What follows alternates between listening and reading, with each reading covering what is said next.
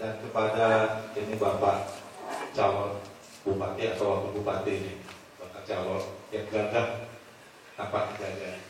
Kenapa gagah? Seperti ini menguasai panggung. Panggung sandiwara itu yang menguasai banyak. Jadi bicara kesehatan.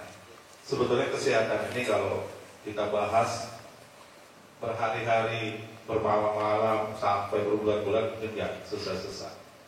Ya, tidak selesai karena banyak yang harus dilibatkan di stakeholder-nya dan tim-tim yang lain itu banyak. Tapi minimal kita tahu permasalahan-permasalahan yang ada sehingga kita bergerak kembali dari permasalahan yang ada. Sama seperti yang dikatakan oleh panelis yang pertama, bahwa kita harus tahu dulu permasalahan. Bagaimana kita bisa menciptakan visi misi, bagaimana kita bisa menciptakan planning, action, sementara masalah kita nggak tahu. Jadi seperti permasalahan sekarang ini atau seperti yang kita lihat sekarang ini bahwa tuntutan undang-undang untuk anggaran kesehatan di APBN itu jelas itu adalah 5% dan tuntutan anggaran kesehatan untuk di APBD itu 10% di undang-undang. Tapi dari riset Kementerian Keuangan tahun 2017 menyatakan bahwa dari 500-an atau 544 kalau nggak salah itu jumlah provinsi, kabupaten, kota yang ada di Indonesia hanya baru 177 yang bisa atau yang menerapkan 10% anggaran kesehatan. 177 berarti bisa dikatakan hanya 25 sampai dengan 30%. Yang ingin saya pertanyakan kepada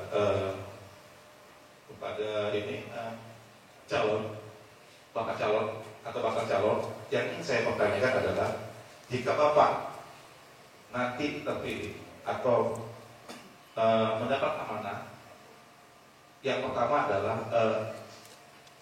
permasalahan apa yang pertama sekali nanti Bapak harus dapati, dan apakah kan sebelum di sini udah jelas ini tahu masalah-masalah apa yang ada selama ini kan udah jelas permasalahan apa yang sangat-sangat krusial untuk kesehatan di Rokan Hilir. Itu yang pertama.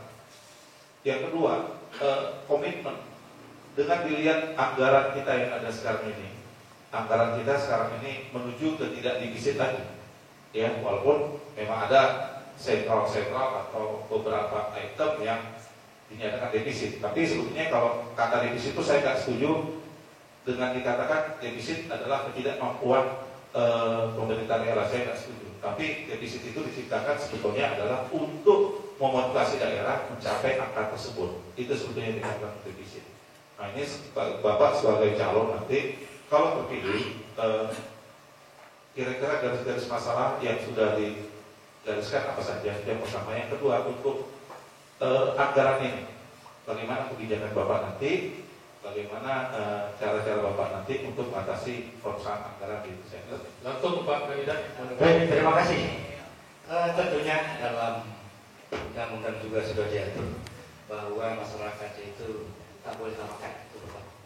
Yang kedua, masyarakat juga tak boleh tak sekolah, dan masyarakat juga harus sehat. Tentunya untuk sehat masyarakat ada hal-hal yang perlu dilakukan. Permasalahan di Rokan Hilir semua sama seperti masalah sekolah. Ada suatu hal yang dilupakan.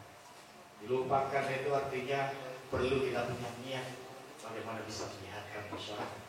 Tentunya gedung, peralatan, dan medis, tenaga-tenaga yang mendukungnya itu saya memandang sangat minim, bukan kurang lagi, mohon maaf, sangat minim. Artinya khusus terkait saya hanya mengacu kepada darah tubuh itu hanya ada satu puskesmas Rantau Banyak Kiri yang hari ini nama puskesmas aja puskesmas Rantau Banyak Kiri. Bayangkan udah dua kecamatan puskesmasnya puskesmas Rantau Banyak Kiri. Dari namanya saja, nah kan gitu kan, udah untuk desa, tapi digunakan oleh beberapa kecamatan. Dari kecamatan Kubu, dari kecamatan Kubah, dari Bekaitan, dari tak salah adanya kok, kayak namanya Sungai Daun dan segala macamnya. Bayangkan saja, dari namanya saja udah tak memenuhi syarat, apa naik pelayanan segala macamnya. Artinya apa?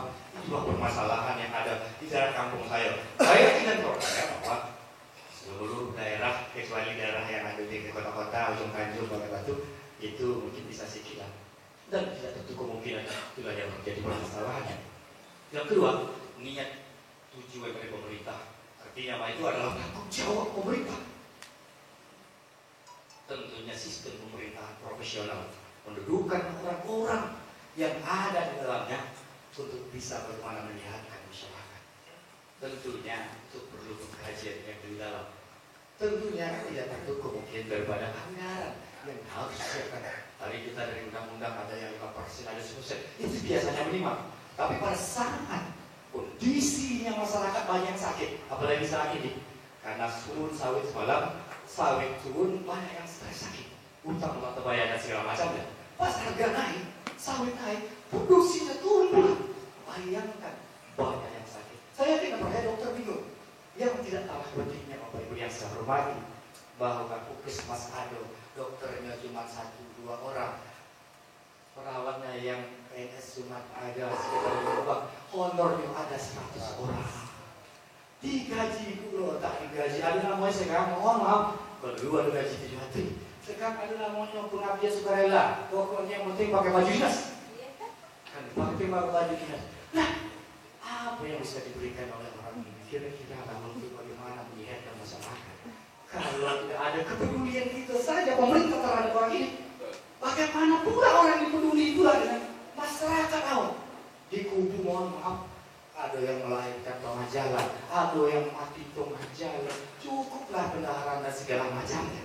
Memang tidak bisa terjadi di daerah kami. Tentunya ini kalau kami dipercaya, pengkajian ini tentu perlu dikaji. Anggota DPR legislatif, eksekutif tentu memberikan segala prioritas apa sebenarnya yang terjadi oleh negeri, baik segi sektor ekonomi, sektor pendidikan, sektor kesehatan, sehingga bisa apa yang jadi kebutuhan masyarakat. Karena kementerian itu tidak ada lain adalah pemerintah bersama masyarakatnya bagaimana bisa mengurus rumah tangganya sendiri, dapat mengatur rumah tangganya sendiri, sehingga bisa menciptakan masyarakat yang sejahtera dan berakhlak mulia. Tentunya juga banyak dana yang ada di dalam sana. Masalah defisit segala macam saya tidak setuju, karena banyak sektor-sektor yang perlu digali potensinya untuk masa-masa yang akan datang. Ekonomi sangat menentukan, karena tanpa ekonomi mustahil sumber daya manusia bisa kita tingkatkan. Tanpa ekonomi juga mustahil kesehatan dapat kita berikan. Bahkan untuk bersama-sama sholat saja tanpa ekonomi kita tidak akan pernah bersama-sama. Makanya salah satu visi kami yang pertama adalah menciptakan sumber daya manusia, karena sumber daya manusia adalah salah satu prioritas sehingga bisa mengembangkan ekonomi terhadap pemerintahan dan masyarakat. Yang kedua adalah masalah ekonomi. Setelah sumber daya manusia, ekonomi, kesehatan dan segala macam. Sehingga kita berharap apa yang disampaikan oleh Pak Suratmin tadi bisa suatu hari bahwa kesehatan bisa kita tingkatkan dan paling tidak mengurangi warningnya dokter. Satu hal lagi, waktu 1 menit lagi Pak. Iya, maka disesuaikan. Bukan obat ada. Masa sekelas puskesmas tak ada obat generik, obat umum yang diberikan. Terpaksa pasien itu memboli tempatnya keluar. Mohon Pak Dewan, mohon maaf. Apa yang terjadi di negeri kita ini?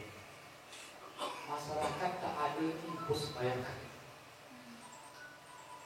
Disuruh impus di sana. Padahal itu sudah menjadi terapi awal masyarakat. Tapi itulah yang terjadi di negeri kita ini. Perlu diperbaiki dan tak terlepas juga masukan-masukan yang mungkin diberikan oleh anggota DPR dan juga dari dinas kesehatan. Barangkali itu Pak Suratmin, terima kasih.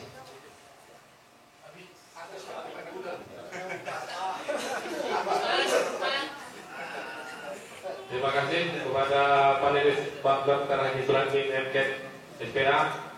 Selanjutnya kepada tim Pilkada Cabang kami minta kepada Pak Zuhaidi MT untuk penajaman visi misi Pak Zahrul Taufi.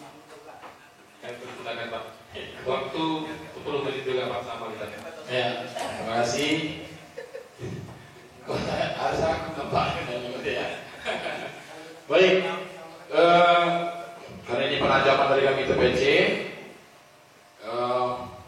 dan saya ingin fokus di karena tadi Pak Zahrul Sofi. Memang kalau dikatakan beliau ini untuk Rohil ini khas pakar ekonomi, saya katakan seperti itu karena keberhasilan beliau mengembang biakan Bank BPR ini luar biasa masa kepemimpinan beliau. Dan tadi visi misi beliau fokus dengan membangun ekonomi mandiri, kemudian meningkatkan sumber daya manusia menuju masyarakat sejahtera. Baik, saya ingin fokus di peningkatan sumber ekonomi. Rokan Hilir dengan luas wilayahnya yang cukup sangat luas, tentunya permasalahan-permasalahan yang sangat urgent selalu dihadapi oleh pemerintahan. Hari ini kondisi Kabupaten Rokan Hilir dengan bahasa yang saya bilang ini bahasa yang tidak masuk akal, defisit. Kalau memang defisit, kok pemerintah Rokan Hilir bisa beli mobil dinas camat? Dengan defisit kok bisa beli mobil KLX untuk kepala desa?